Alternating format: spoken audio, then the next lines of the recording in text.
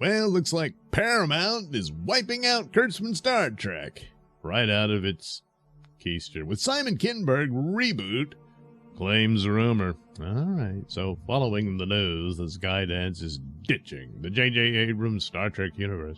Now, a new rumor claims Star Trek is about to get a full cinematic reboot, and Paramount has tapped Simon Kinberg to rebuild the entire franchise from the ground up. The rumor, again, comes via the Tachyon Pulse podcast on YouTube. It says Kinberg's film is being developed as the start of a brand new trilogy that will replace everything from the Alex Kurtzman era. According to the YouTuber, Paramount wants the first movie in theaters around Christmas 2027. Wow. Man, that is really pushing it, I think. Or early 2028. Well, maybe that's more likely. But anyway, right after the current batch of shows run out the clock. Yep. That means new owner Skydance will be canceling the Alex Kurtzman Star Trek once the contract ends. It's their only option. Yeah. But I mean, the good news is they're going to try something else, so there's that. But I was expecting it, well, we'll let it go dormant for a while and revisit it later. Yeah. But anyway, the YouTuber describes the project as a hard reset. Paramount executives reportedly told Kinberg and his team this movie marks the beginning of something new and will serve as the line that separates future Star Trek from everything Kurtzman and Secret Hideout produced. The movie is said to take place after Enterprise, but before the original series, so during a period of Federation history that has barely been explored on screen. Well, they insinuated they were with Kurtzman and all that, but it was horrible and bad, and oh god, why go through it again? But so it's interesting that this will be a hard reboot. It just means they're jettisoning the crap, you know. They're going to have to do a cleanse, you know. And once that's all out of there, well, then they can start over with a new diet of actual science fiction and connect it with the original era of Star Trek that came to a close with the cancellation of Enterprise. So at first I thought a hard reboot means everything previous didn't happen, and this is akin to J.J. Abrams, so maybe even without the alternate timeline business and all that. And I'm like, well, but here, no, they're just going to forget all this secret hideout crap. It can go back into its secret self and be forgotten. The YouTuber calls it Star Trek Origins, explaining that it will follow the early expansion of the Federation and build toward the creation and launch of the Enterprise. Well, they already had an Enterprise in Enterprise, so if it's going to take place after Enterprise, you had an Enterprise. You mean the main one we know, the Constitution class? Maybe that's what they mean.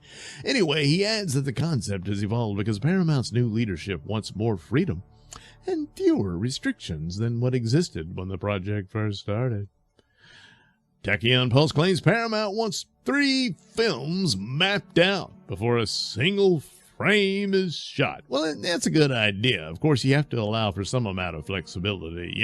Some actors might not be able to return, or they get mad, the director throws a hissy fit, and you got to kind of work it around. Then, of course, if there's going to be any locations, of course, a lot of this could be AI and green screen, volume screen, whatever you want to call it, that kind of thing. So that'll save some problems. But nevertheless, if there actually is location shots and stuff, and sometimes weather, whatever, you want to go to some other country and a civil war breaks out, oh no. So you got to be a little flexible on that. So, but still, your overall outline and plot and whatnot, especially if and that's another bad thing, they're presenting this overall story rather than individual things. Star Trek works as a TV series for the most part. Movies can celebrate what it is, but anyway, they want a trilogy, so all right. The trilogy would become the backbone of the franchise for several years. It already had a backbone. Anyway, the studio may pause all television development until at least the first movie is, oh boy. So there's no new TV show. And if this movie flops, well, then it's probably going to go to the dormant thing, you know.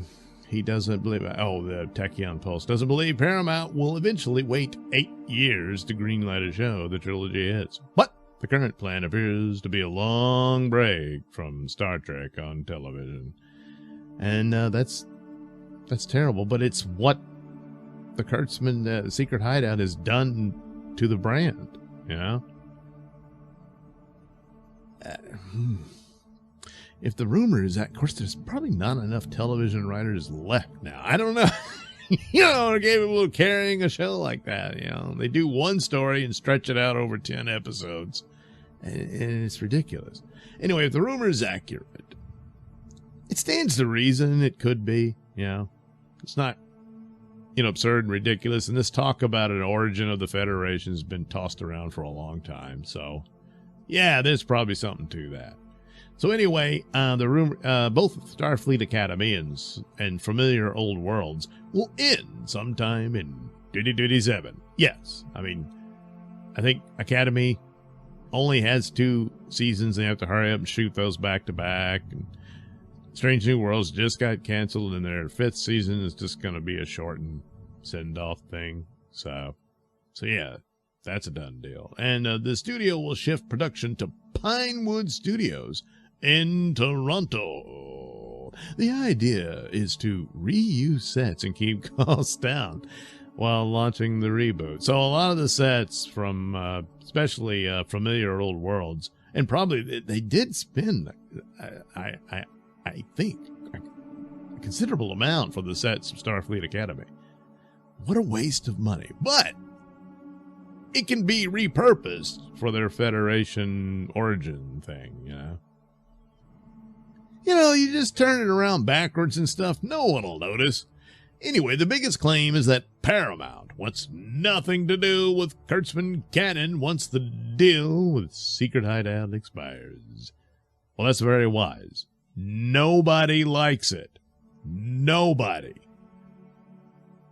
There's plenty of metrics for that. So they're coming in and they actually got the real metrics. You look at those books and everything and for what you bought and you're like, holy crap, why are we bleeding money on this thing? Yeah. So they're going to do a movie, and in a way, it's kind of what they did, even though the company and the rights were split up. But J.J. Abrams comes in, they do a Star Trek feature film franchise, and the first movie is a hit. You know, it's like, oh, well, man, we got something here. And then, not long after that, they start up a TV series, and they thought, well, Star Trek is back. And then, you know, we saw the TV show. And then the sequel into crapness and all that. Oh, my God. But you can see the idea of garnering excitement for the franchise and whatnot. And now you got these 2 entities, a TV series and a film series, which, yeah, and they had way back when, in the 80s into the 90s, with Next Generation on television and the old cast doing their movies. So they think that's a model to keep pursuing. So, all right, yeah. But I really want a TV series. So, I don't know.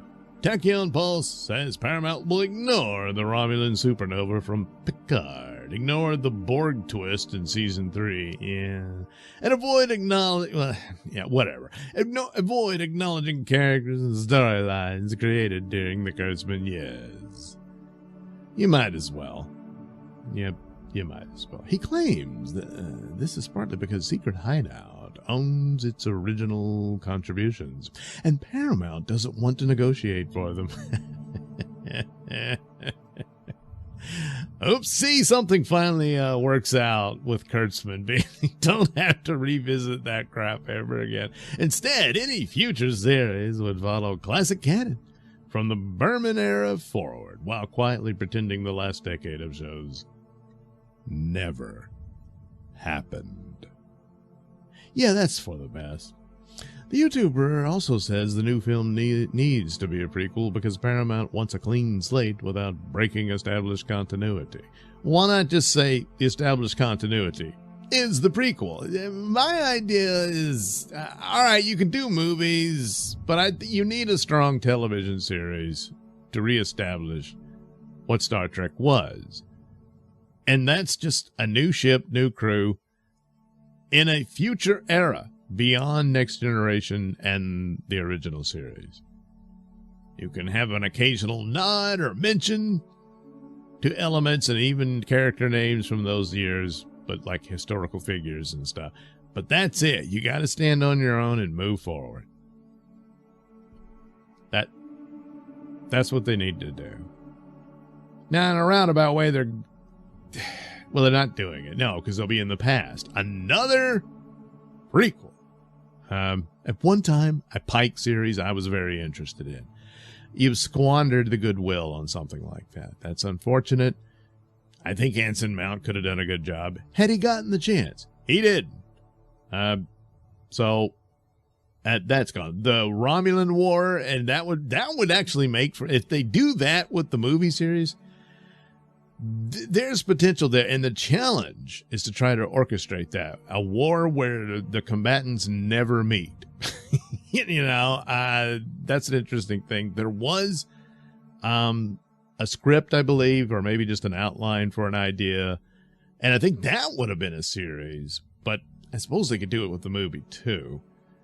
But it was about a ship that was a part of it. It was going to be like the Odyssey, where they go to the Great War with the Romulans. It ends, but this one starship, its warp core doesn't work anymore. And so they're having to go the long way back home. And along the way, they encounter strange new worlds, and so you got a little something there. It could be an offshoot of the Romulan War overall. So as this trilogy unfolds, the Romulan War could be something that they do. But again, that's the creative challenge of how do you do that? And really do it. Probably the best way is that they never see them. You don't even depict the Romulans. And they're lobbing nuclear missiles across space at each other. So that's how it was described, I think, in the old show. But anyway, that would be cool. Hard to achieve because you're like, they're just standing around on the ship. Well, you know, you're going to need someone who's got the writing chops, Figure it out. That's what you're paid to do.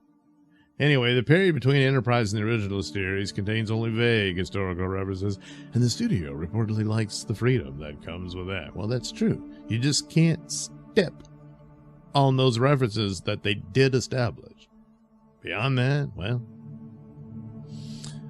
the sky's the limit. The movie would explore the early Romulan and Klingon reactions to Federation expansion without contradicting anything already locked into canon. So there you go. Yeah, Klingon.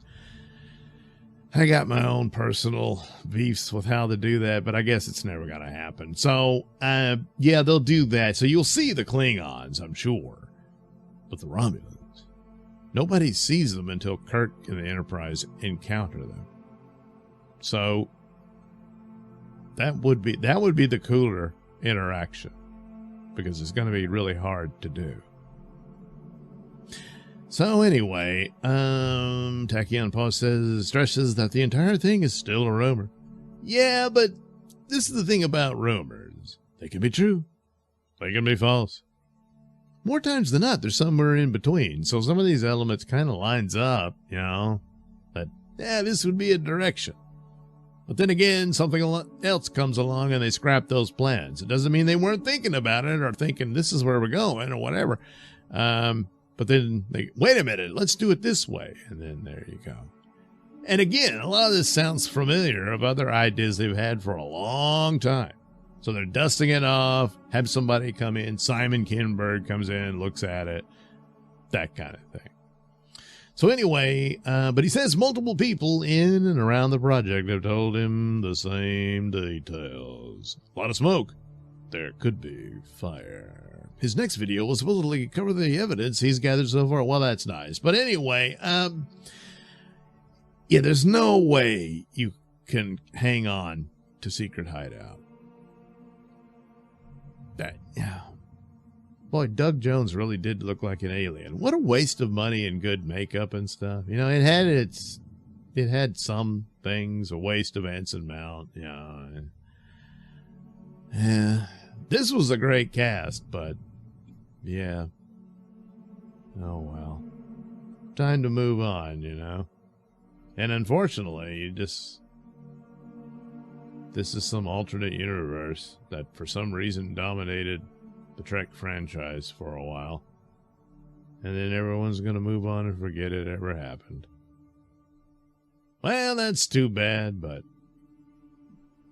it's the only way.